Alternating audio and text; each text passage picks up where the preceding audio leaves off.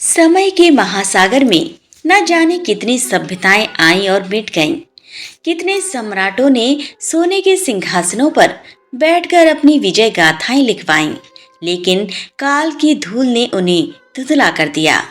परंतु हजारों साल बीत जाने के बाद भी यदि एक पंक्ति आज भी करोड़ों दिलों में धड़कती है, रघुकुल रीत सदा चले आई, तो हमें रुककर यह सोचना होगा कि इन पंक्तियों में ऐसी कौन सी शक्ति है।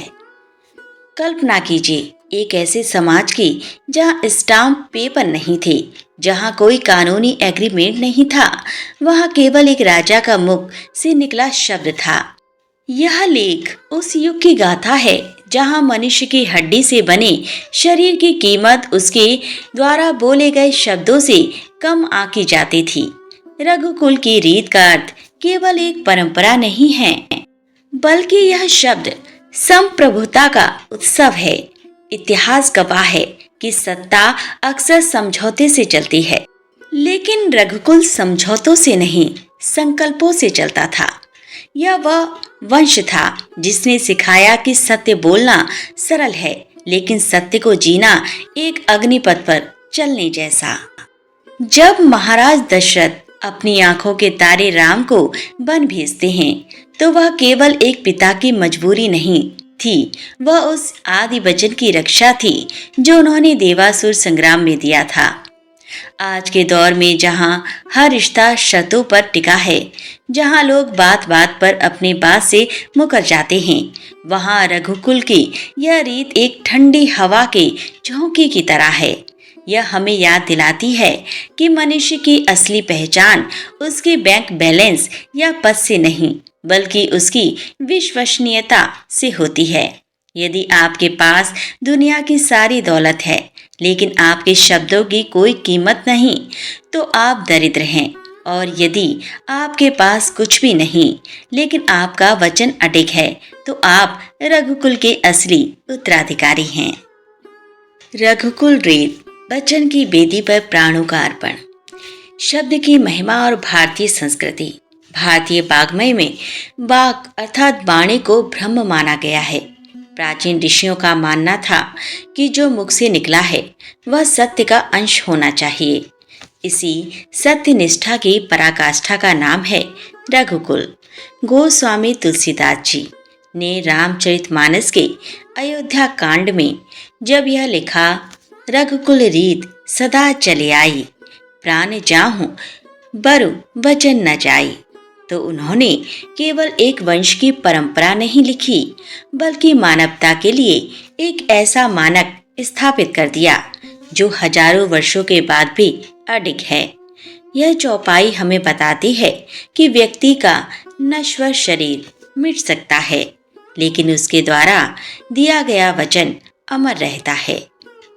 रघुकुल की इस रीत को समझने के लिए हमें भगवान राम से बहुत पहले के राजाओं के इतिहास को देखना होगा। यह रीत राम से शुरू नहीं हुई, बल्कि राम के पूर्वजों ने अपने रक्त और तपस्या से इस परंपरा को सींचा था। इक्ष्वाकु वंश अर्थात रघुकुल इसी की एक शाखा है कि सत्य निष्ठा की नींव राजा हरिश्चंद्र ने रखी थी। उन्होंने स्वप्न में दिए गए दान को निभाने के लिए अपना राज्य, पत्नी और पुत्र तक को त्याग दिया। अंत में स्वयं को एक चांडाल के हाथों बेच दिया, लेकिन अपनी वाणी से पीछे नहीं हटे। हरिश्चंद्र ने सिद्ध किया कि सत्य का मार्ग शमशान से होकर भी गुजरे, तो भी राजा को विचलित नहीं होना चाहिए। इसी कुल के राजा रंती देव ने भूख से व्याकुल होने के बावजूद 48 दिनों के उपवास के बाद मिले भोजन को एक अतिथि को दे दिया। उन्होंने कहा था कि मैं कष्ट सह सकता हूँ, लेकिन शरणागत या याचक को खाली हाथ नहीं भेज सकता। इस चौपाई का सबसे मर्मस्पर्शी प्रसंग राजा दशरथ के जीवन में आता है। यहाँ वचन और पुत्र प्रेम के बीच एक भीषण युद्ध छिड़ा था। देवासुर संग्राम में रानी केकई ने राजा दशरथ के प्राण बचाए थे। तब राजा ने भावुक होकर 2 वर मांगने को कहा था। वर्षों बाद जब राम के राज्याभिषेक का समय आया तो नियति ने अपना खेल खेला। कैकेयी ने मंथरा की बातों में आकर वे 2 वचन मांग लिए। भरत का राज्याभिषेक, राम का 14 वर्ष का वनवास। राजा दशरथ के सामने 2 रास्ते थे। एक तरफ उनका प्रिय पुत्र राम था, जिसके बिना वे एक क्षण भी जीवित नहीं रह सकते थे। दूसरी तरफ उनकी प्रतिज्ञा थी, यदि वे मुकर जाते तो कोई उन्हें रोकने वाला नहीं था। वे चक्रवर्ती सम्राट थे, लेकिन वे जानते थे कि यदि राजा ही अपना वचन तोड़ देगा तो समाज में सत्य की मर्यादा समाप्त हो जाएगी। रघुकुल रीत सदा चले आई। दशरथ ने तड़पते हुए भी अपनी प्रतिज्ञा पूरी की। उन्होंने राम को वन भेजा और स्वयं विरह की अग्नि में जलकर प्राण त्याग दिए। उन्होंने प्रमाणित किया कि प्राण जाए पर वचन न जाए। भगवान राम ने इस रीत को एक नई ऊंचाई दी। पिता ने तो वचन दिया था, लेकिन राम ने उसे निभाया। जब राम को पता चला कि उनके पिता एक वचन के कारण संकट में हैं, तो उन्होंने एक क्षण की भी देरी नहीं की। उन्होंने राज्य को तृण अर्थात तिनके के समान त्याग दिया। उनके चेहरे पर बन जाते समय वही प्रसन्नता थी जो राज्याभिषेक की खबर सुनकर थी। राम ने जब सुग्रीव से मित्रता की और उसे बाली के भय से मुक्ति दिलाने का वचन दिया, तो उन्होंने अपनी पूरी शक्ति लगा दी।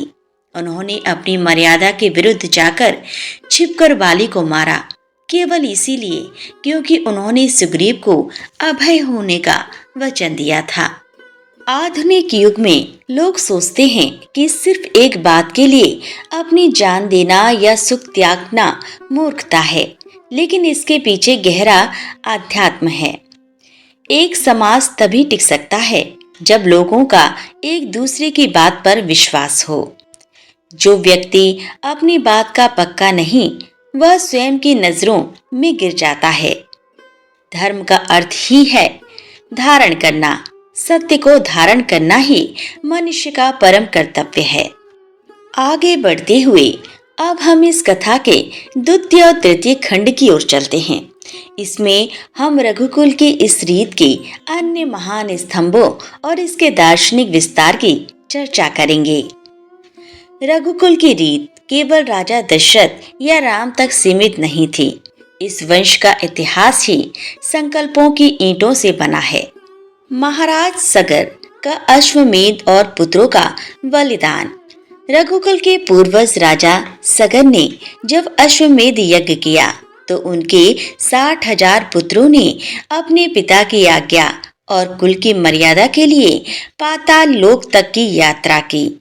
यहाँ कपिल मुनि के क्रोध से वे भस्म हो गए। यह घटना दिखाती है कि इस कुल में जन्म लेने वाला हर व्यक्ति आज्ञा पालन और कर्तव्य को जीवन से ऊपर मानता था। भगीरथ ने अपने पूर्वजों को मुक्ति दिलाने का वचन स्वयं को दिया था। गंगा को धरती पर लाना असंभव कार्य था, लेकिन रघुकुल का व्यक्ति यदि एक बार ठान ले तो वह विधाता की लकीर भी बदल सकता है। भगीरथ ने हजारों वर्षों तक तपस्या की, ब्रह्मा जी को मनाया, शिव जी को मनाया और अंततः गंगा को धरती पर लाई। रघुकुल की रीत केवल बोलने तक सीमित नहीं है, वह करके दिखाने का संकल्प है। भगीरथ का प्रयास सिद्ध करता है कि वचन पालन के लिए केवल सत्य की आवश्यकता नहीं, बल्कि अथक पुरुषार्थ की भी आवश्यकता होती है।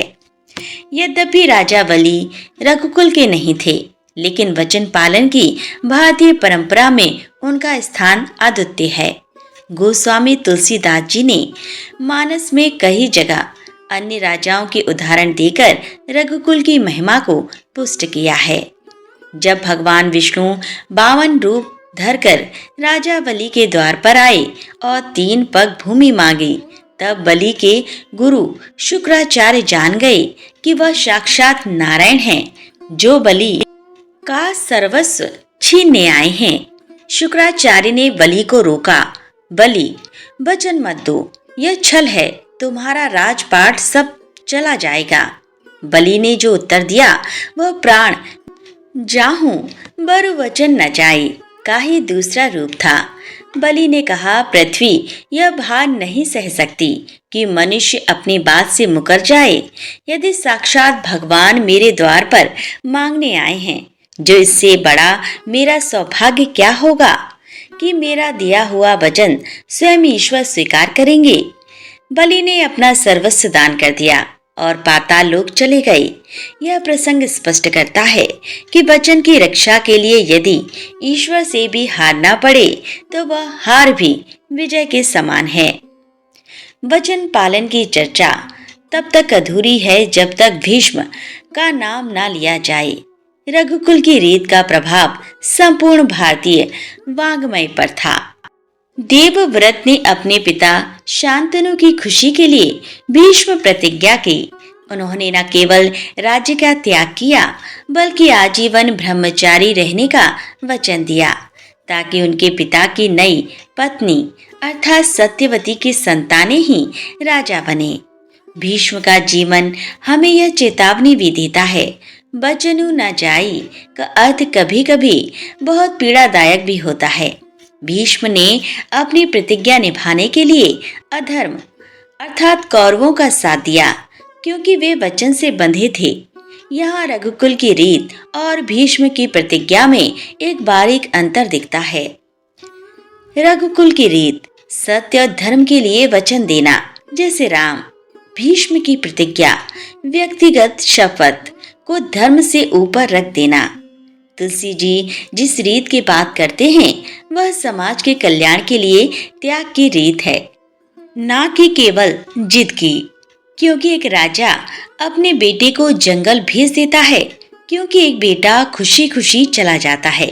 इसके पीछे का मनोविज्ञान क्या है? यदि समाज के शीर्ष पर बैठा व्यक्ति अर्थात राजा अपनी बात से मुकर जाए तो पूरी व्यवस्था ढह जाएगी। लोग एक दूसरे पर विश्वास करना छोड़ देंगे। राजा दशरथ जानते थे कि यदि आज उन्होंने कैकेयी को दिया वचन तोड़ा तो कल कोई भी नागरिक अपनी शपथ नहीं मानेगा। वचन समाज को जोड़ने वाला गोंद है। प्राण जाहूं बर वचन न जाई का मंत्र व्यक्ति के भीतर इच्छा शक्ति अर्थात विल पावर पैदा करता है। जब मनुष्य को पता होता है कि उसके पास पीछे हटने का विकल्प नहीं है तब वह अपनी पूरी क्षमता से कार्य करता है। आज के कॉन्ट्रैक्ट और एग्रीमेंट वाले युग में क्या यह चौपाई प्रासंगिक है? कारपोरेट जगत आज बड़ी कंपनियों की साख उनके वादों पर टिकी होती है। यदि कोई कंपनी क्वालिटी का वादा करके मुकर जाए तो वह नष्ट हो जाती है। राजनीति चुनाव के समय किए गए वादे यदि रघुकुल रीत के आधार पर होते तो लोकतंत्र की तस्वीर कुछ और होती। आज रिश्ते इसीलिए टूट रहे हैं क्योंकि वचन की गरिमा समाप्त हो गई है। लोग आसानी से अपनी बात से पलट जाते हैं। तुलसीदास जी ने रीत और प्राण के बीच जो तुलना की है वो अद्भुत है। बरु इस शब्द का अर्थ है चाहे या भले ही। यह शब्द एक दृढ़ता पैदा करता है। लय यह चौपाई छंद में है जो सुनने में अत्यंत कर्णप्रिय और मन को शांत करने वाली है। रघुकुल की रीत केवल पुराने वादों को निभाने तक सीमित नहीं थी बल्कि यह अभयदान देने की रीत भी थी। रामचरितमानस में विभीषण का प्रसंग इसका श्रेष्ठ उदाहरण है। जब रावण का भाई विभीषण श्री राम की शरण में आया तो सुग्रीव और अन्य वानर सेनापतियों ने शंका व्यक्त की। उन्होंने कहा कि यह शत्रु का भाई है, इसे बंदी बना लेना चाहिए। लेकिन राम ने यहाँ रघुकुल की एक और महान रीति को दोहराया। शरणागत कहूँ जे तजहि निज अनहित अनुमानी, ते नर पावर पापमय तिनहि ही बिलोकत हानि। राम ने वचन दिया कि जो मेरी शरण में आ गया उसे मैं त्याग नहीं सकता। उन्होंने विभीषण को लंका का राजा बनने का वचन उसी क्षण दे दिया जब रावण अभी जीवित था और युद्ध शुरू भी नहीं हुआ था। यह वचन की शक्ति थी। राम को अपनी विजय पर इतना अटूट विश्वास था क्योंकि उनका आधार सत्य था। राजा हरिश्चंद्र के प्रसंग के बिना वचन पालन की चर्चा अधूरी है। हरिश्चंद्र रघुकुल के ही पूर्वज थे और उन्होंने इस रीत को अपने रक्त से सींचा था। ऋषि विश्वामित्र ने राजा हरिश्चंद्र की परीक्षा लेने के लिए उनके स्वप्न में दर्शन दिए और राजा ने उन्हें अपना सारा राज्य दान कर दिया। सुबह जागने पर राजा ने इसे केवल एक सपना मानकर टाला नहीं, बल्कि सत्य मानकर अपना सिंहासन छोड़ दिया। राजा को अपना वचन पूरा करने के लिए दक्षिणा देनी थी, जिसके लिए उन्होंने स्वयं को, अपनी पत्नी शैव्या और पुत्र रोहिताश्व को बेच दिया। राजा एक शमशान के चांडाल के सेवक बने। जब उनके अपने पुत्र की मृत्यु हुई और पत्नी शव लेकर आई, तब भी राजा ने बिना कर अर्थात टैक्स लिए अंतिम संस्कार नहीं करने दिया। ये निर्दयता नहीं थी, वह अपने कर्तव्य और वचन के प्रति अटूट निष्ठा थी। अंततः सत्य की जीत हुई और देवताओं ने उन पर पुष्प वर्षा की। इस चौपाई में शब्द बहुत महत्वपूर्ण हैं। प्राण और वचन। प्राण क्या है?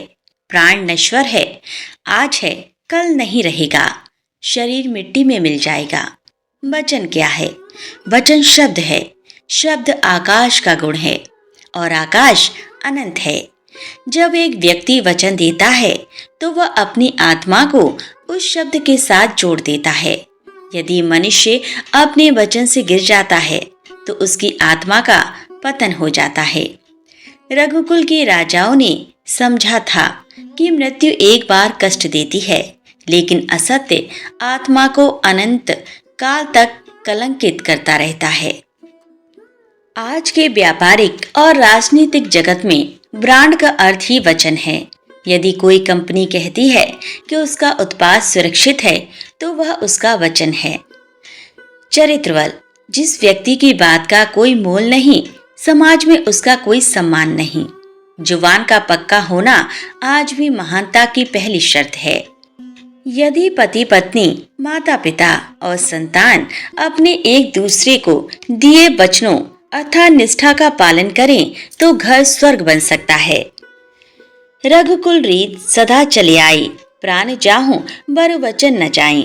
केवल एक काव्य पंक्ति नहीं, बल्कि मानवता का संविधान है। यह हमें सिखाती है कि सुख सुविधाएं, राजपाट और यहाँ तक कि जीवन भी गौण है। प्राथमिक है हमारा चरित्र और हमारी सत्यनिष्ठा। श्री राम ने वनवास जाकर दशरथ के वचनों को अमर कर दिया। भरत ने नंदीग्राम में रहकर अपने कर्तव्य को निभाया। हनुमान ने अपनी सेवा से राम के प्रति अपनी भक्ति का वचन पूरा किया। यह पूरी गाथा वचन के इर्द गिर्द घूमती है। जब हम इस चौपाई को दोहराते हैं तो हमें स्वयं से पूछना चाहिए, क्या हम अपनी छोटी छोटी बातों के प्रति ईमानदार हैं? यदि हम छोटे सत्य को संभालना सीख लें तो बड़े सत्य अर्थात ईश्वर की प्राप्ति स्वतः हो जाती है। रघुकुल की यह रीत कालजयी है। युग बदले, सभ्यताएं बदलेंगी, लेकिन सत्य और वचन पालन की महिमा कभी कम नहीं होगी। जो व्यक्ति अपनी वाणी को पवित्र रखता है, वही वास्तव में राम के पद चिन्हों पर चलने का अधिकारी है। सत्य ही तप है, सत्य ही धर्म है और सत्य ही परमात्मा है। रघुकुल ने अपने आचरण से सिद्ध किया कि संसार की सबसे कीमती वस्तु सत्य है।